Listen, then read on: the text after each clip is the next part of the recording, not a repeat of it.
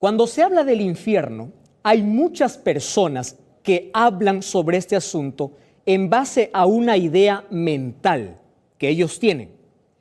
Ya escuché a muchas personas decir: pastor, yo vivo en el infierno. Otros: pastor, yo soñé con el infierno. Ya escuché muchos testimonios incluso de personas decir que murieron y fueron al infierno. ¿Por qué? Porque para muchos la palabra infierno es un lugar donde hay llamas, un lugar de tormento, un lugar donde hay cosas horribles, donde está el diablo allí con sus cachos enormes y su cola envolviendo. Esa es la idea que algunos tienen, algo terrorífico, y donde hay llamas de fuego y una persona que va al infierno está sufriendo. Entonces tú puedes preguntarte: pastor, yo voy a apagar la TV porque este programa creo que está hablando cosas que no son reales. Escúchame, si tú me preguntas a mí, ¿cree en el infierno? Mi respuesta, ¿sabes cuál es? ¿Qué crees? Sí. Yo creo en el infierno, pero no en el infierno como la filosofía griega nos enseña, sino en el infierno como la Biblia nos enseña. ¿Entiende la diferencia? ¿Y cuál es la diferencia, pastor? Espera, vamos a ver la Biblia. ¿De dónde salió la idea que el infierno es un lugar de tormento? ¿Sabes de dónde salió? Mírame. Génesis capítulo 3. Quiero que me acompañes, hoy voy a usar mucho la Biblia. Génesis capítulo 3, versículo 7. ¿Sabes quién habla en Génesis capítulo 3? El diablo, disfrazado en una serpiente. ¿Entiendes? Mira, el versículo 7 dice, allí, Génesis 3, versículo 4, perdón. Dice así: entonces la serpiente. ¿Quién es la serpiente? Repite conmigo. ¿Quién es la serpiente? El diablo. Repite. ¿Quién es la serpiente? El diablo. Muy bien. ¿Quién está hablando aquí? El diablo. Muy bien. La serpiente dijo a la mujer: no moriréis. ¿Qué te parece? ¿Cuál es la perspectiva del diablo? No moriréis. ¿Cuál fue el primer sermón del diablo? No moriréis. ¿Entiendes? ¿Qué cosa dijo Dios? Moriréis. ¿Qué cosa dijo el diablo? No moriréis. Qué interesante. Pastor, ¿y eso qué tiene que ver con el infierno? Tranquilo, espera. Mira lo que dice, a ver, vamos a ver aquí, Ezequiel capítulo 18, versículo 20. Yo estoy con la Biblia abierta. Dice así: el alma que pecare, esa morirá. Está en la Biblia, ¿correcto? Ezequiel 18, 20. El alma que pecare, esa morirá. ¿Sabes quién está hablando aquí? Dios. Entonces, ¿a quién le vamos a creer? ¿Al diablo o a Dios? Pastor, ¿y por qué está hablando esto? Bueno, aquí está el problema. ¿Por qué nosotros hemos entendido mal la palabra infierno? Porque muchas personas creen así. Cuando una persona muere, su cuerpo va a la tierra y su alma va o al cielo o al infierno. Eso es lo que muchos creen, ¿o no creen así? Pero ¿qué cosa dice la Biblia? Si tú abres la Biblia en Génesis 2:7, dice así: polvo de la tierra, más soplo de vida es alma viviente. Quiere decir, escúchame bien esto, el hombre no tiene alma, el hombre es un alma. ¿Me estás entendiendo? Vamos a aprender ese concepto bíblico, ¿eh? Esto no es mente griega ni filosofía, no, eso es de la Biblia. Génesis 2:7. El hombre no tiene alma, es decir, no hay nada que hay adentro que esté separado del cuerpo. El ser humano es un ser indivisible, ¿entiendes? Eclesiastés 12:7 dice: cuando una persona muere, su cuerpo va a la tierra y el soplo vuelve a Dios. ¿Qué cosa es soplo? Soplo, la palabra espíritu, viene del griego ruah, ¿entiendes? Perdón, del hebreo ruah, o del griego neuma. ¿Qué significa? Resuello. ¿Qué significa? Respiración. Es decir, la vida, la respiración vuelve a Dios, el cuerpo vuelve a la tierra. Pastor, ¿y el alma? ¿Cómo que alma? Tú eres un alma. ¿Y quién nos metió la idea de que cuando uno muere sale un alma, o al fuego o al cielo? ¿Quién nos metió la idea? Eso no es Biblia, eso es filosofía griega. Mucho cuidado con eso. Entonces, para poder sostener la idea de que el hombre tiene un alma y no es un alma, aparecen allí la filosofía griega y que la iglesia adoptó diciendo lo siguiente: el cuerpo vuelve a la tierra, el respiro vuelve a Dios y el alma. Bueno, para eso hay que inventar algo. ¿Qué cosa inventamos? El infierno. Pastor, o sea que, ¿y qué dice? ¿Acaso la Biblia no habla del infierno? Sí, habla del infierno, pero no del infierno que tú estás pensando. No de ese lugar de tormento. La Biblia habla de infierno en otro sentido. Hoy vas a comprender en la Biblia qué significa infierno. Correcto, yo creo en el infierno, pero no en el sentido que cuando uno muere su alma va al infierno. Eso no es bíblico. Y ahora tú puedes estar preguntándote, pastor, ¿cómo se sustenta eso? Mira, te voy a dar muchos textos. Deuteronomio, por ejemplo, 10:22 dice, Moisés está relatando cuando Jacob sale de Canaán para Egipto y dice, salieron 70 almas. ¿Está hablando de almas así desencarnadas? No, está hablando de 70 personas. Es decir, en la Biblia, alma es un ser humano. Tú eres un alma, yo soy un alma. ¿Correcto? Cuando uno muere, ¿el alma dónde va? A la sepultura. ¿Qué es el alma? El cuerpo. Se acabó todo. No hay nada que salga del cuerpo y empiece a deambular y empiece a sufrir. Eso no existe, eso no es bíblico. Ahora, ¿cómo nosotros podemos entender entonces la idea de que sale algo a sufrir, a un tormento o sale al paraíso? Mira, ve. Yo estoy averiguando cómo a través de los tiempos las religiones han creado ideas absurdas y teorías diversas en cuanto al infierno. Ideas absurdas, absurdas. Por ejemplo, ¿qué cosa es el infierno para un indiano? Escúchame con atención, esto no es bíblico. Dice, para un indiano, el infierno son 28 regiones subterráneas con varias torturas. Un ser humano desciende y empieza a ser torturado en cada región. De acuerdo a la culpa, es decir, si fue muy pecador, entonces va a sufrir más allí. Y al final, después salen purificados. ¡Qué buena raza! O sea que alguien se va al infierno, se purifica y finalmente se salva. ¿Te das cuenta? Idea equivocada. ¿Qué cosa es el infierno para los chinos? Mira para los chinos. Los espíritus, dice, viven en la atmósfera. Los buenos son edificados en recompensa de sus virtudes, es decir, si tú eres bueno, eres recompensado.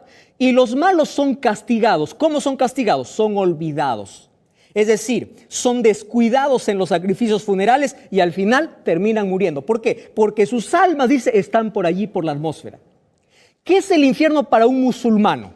Para un musulmano, los buenos van a las mansiones de los bienaventurados, es un lugar lleno de delicias, y los malos se van a sufrir torturas. ¿Te das cuenta? Esto no es bíblico, ¿eh? ¿Qué cosa es infierno para los griegos? Mira, para los griegos. Dice, es el Hades, primeramente la sepultura, pero luego llega a una isla donde los muertos pasan a una barca que se llama Caronte. Y ese es el barquero de los infiernos. Alguien me dijo por ahí esta semana, pastor, cuando Jesús vino a morir, cambió el lugar del infierno. Antes el infierno estaba pegado al cielo. ¿Y dónde sacó eso? Ahora, hay tantas cosas, yo puedo leerte un montón de teorías. ¿Y con cuál nos quedamos? ¿En qué vamos a creer? ¿En cuál de estas teorías vamos a creer? Ah, pastor, entonces, ¿y cuál es el infierno para el cristiano? Bueno, en el cristianismo hay varias posiciones. Primera, algunos dicen, existe el infierno eterno. Una persona cuando muere y si es mala se va al infierno eterno a sufrir aquí por la vida eternamente. Otros piensan así. Algunos mezclaron todas las filosofías paganas. Tú sabes que en la Edad Media la Biblia fue encadenada. ¿Está bien? Y allí aparecieron tradiciones, especialmente influencia griega entró dentro de la iglesia. Y allí vino dicotomía del alma, inmortalidad del alma, y vino la teoría del infierno, cosa totalmente diferente a lo que la Biblia enseñaba. Incluso algunas pinturas imaginarias, por ejemplo, del poema de Dante, hoy lo tienen en la imaginación de muchas personas. ¿De qué? De que existen almas corpóreas, es decir, almas o hay algo que sale del ser humano a sufrir o va al cielo. Totalmente equivocado. Apareció allí la creencia católica diciendo, no, vamos a aumentar una cosa más. Ya no existe infierno y cielo, también vamos a colocar un lugar en medio que se llama purgatorio. Si tú fuiste más o menos, yo te hago una misa y sube al cielo. ¿Está bien? Ahora te pregunto, si alguien me salva de muerto, ¿para qué me arrepiento de vivo? Dime, ¿para qué? Claro, si de muerto me van a sacar del infierno. Esto no entra con la teología bíblica, querido. Ah, pero alguien se pregunta allí, pastor, usted está muy equivocado. ¿Por qué? Porque el infierno da miedo a las personas. Si no predicamos del infierno, la gente no se va a arrepentir. ¿Quién te dijo que hay que pedir que la gente se arrepienta por miedo? La gente tiene que arrepentirse por amor, no por temor, algo que ni siquiera existe. Otra persona me escribió esta semana y dice así: yo sí creo el infierno es real, el infierno es bíblico. Yo también te digo, el infierno es bíblico, pero no en la idea que muchos tienen. ¿Cómo es el infierno en la Biblia? Hay dos cuestiones que debemos comprender. Primera cuestión, dice así, Lucas capítulo 23. ¿Recuerdas cuando Jesús estuvo en la cruz, estuvo crucificado al lado de dos ladrones? Uno le dijo: Señor, acuérdate de mí cuando estés en tu reino. Le dijo, mire, el ladrón le dijo, cuando estés. Correcto, ese estés está en el futuro. Pero Jesús le dijo: de cierto te digo, hoy estarás conmigo en el paraíso. Y muchos dicen: pastor, ahí está la evidencia. Eso quiere decir que Jesús se lo llevó al paraíso. Entonces, si es que hay paraíso, también hay infierno. ¿Y de dónde sacaste esa idea? Ahora te explico. Tú sabes que en la traducción del griego a nuestros idiomas hay una coma o un que inexistente en el idioma original. La traducción correcta del griego sería así: de cierto te digo hoy, es decir, en el presente. Hoy te digo, tú estarás conmigo en el paraíso. La Biblia no nos enseña que los seres humanos tenemos recompensa al momento de morir. Primera de Tesalonicenses dice: cuando Cristo venga habrá resurrección. Entonces te pregunto, si Dios lleva a los muertos al cielo, ¿a quién va a resucitar cuando venga? Como dice Primera de Tesalonicenses 4:16. ¿Te das cuenta que esto no entra?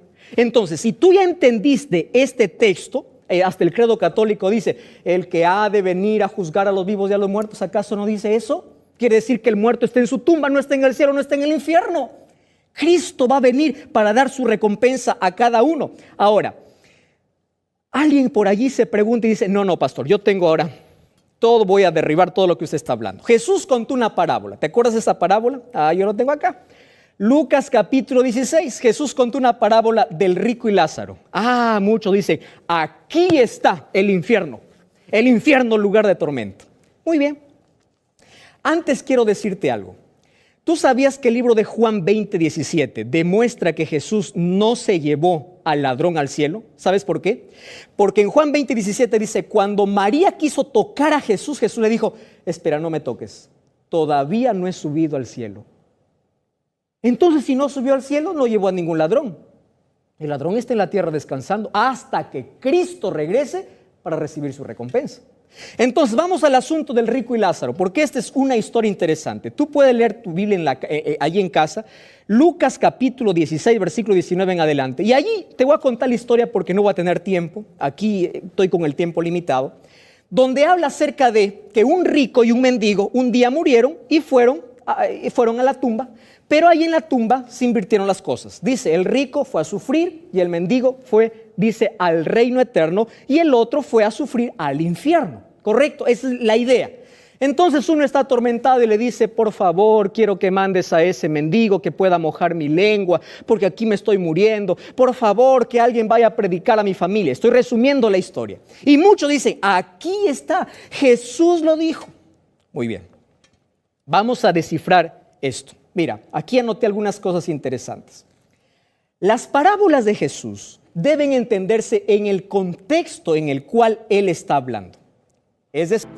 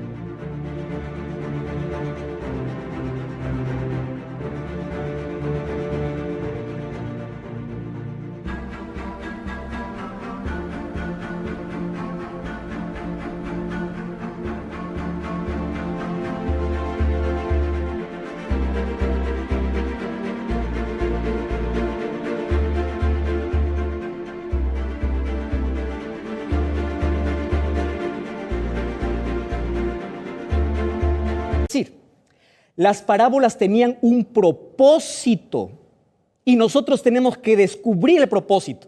Muchas veces una parábola era para responder a alguien, por ejemplo la parábola del buen samaritano. Muchas veces era para enseñar a los fariseos que no querían creer en Jesús, etc.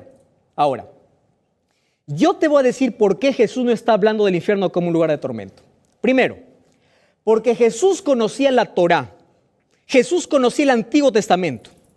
Y Jesús dijo en Mateo 5:17, no vine para abrogar la ley o los profetas. Es decir, yo no vine a contradecir a la ley de los profetas. ¿Y qué decían la ley de los profetas? Que no existe un infierno como un lugar de tormento. Es decir, Jesús aquí no puede entrar en contradicción. ¿Me estás entendiendo? Ahora, si queremos sacar doctrinas de las parábolas, entonces saquemos una doctrina del juez injusto. ¿Quiere decir que vamos a ser injustos? No, ¿verdad? Entonces saquemos una doctrina de los árboles que hablan. ¿Te acuerdas de la parábola de Jueces capítulo 13? Hay una parábola donde los árboles hablan. Entonces saquemos una doctrina que los árboles hablan también. Entonces, pastor, ¿a qué se está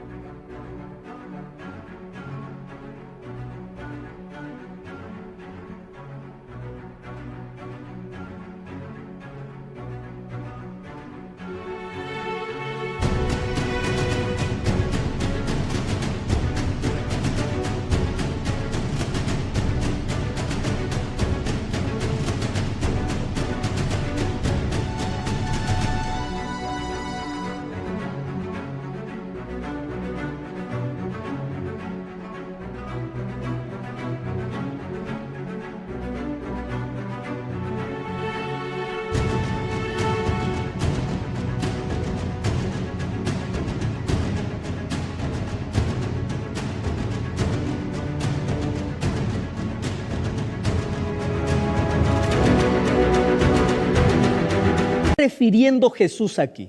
Primero, mira, 3 lecciones. Primera lección, el rico y el pobre no pueden detener la muerte, ¿correcto? Nadie puede detener la muerte. Primera lección.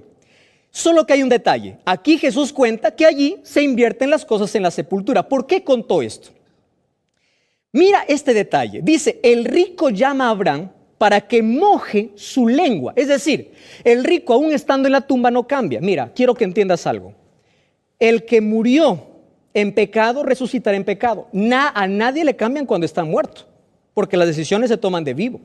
Este rico, allí en la tumba, seguía subordinando al esclavo, le decía, manda, es decir, le seguía tratando como siervo. La muerte no cambia a nadie. El destino se sella al momento de morir, ¿entiendes? Es una enseñanza aquí. Y otra más, mira, ve. Aquí dice, el propósito por el cual Jesús contó la parábola es por el pedido que hace este hombre rico. Dice, por favor, que se levanten los profetas y digan a mi familia que se arrepientan. Y Jesús dice así, ¿cómo es posible? Aún si se levantaran los profetas, tu familia no creería. ¿Qué cosa estaba diciendo allí a toda la gente? He aquí yo más que un profeta. He aquí yo mejor que todos los profetas. Y ni aún así se arrepienten. Es decir, aunque caiga fuego del cielo cuando hay un corazón endurecido, no hay manera de poder hacerlo comprender.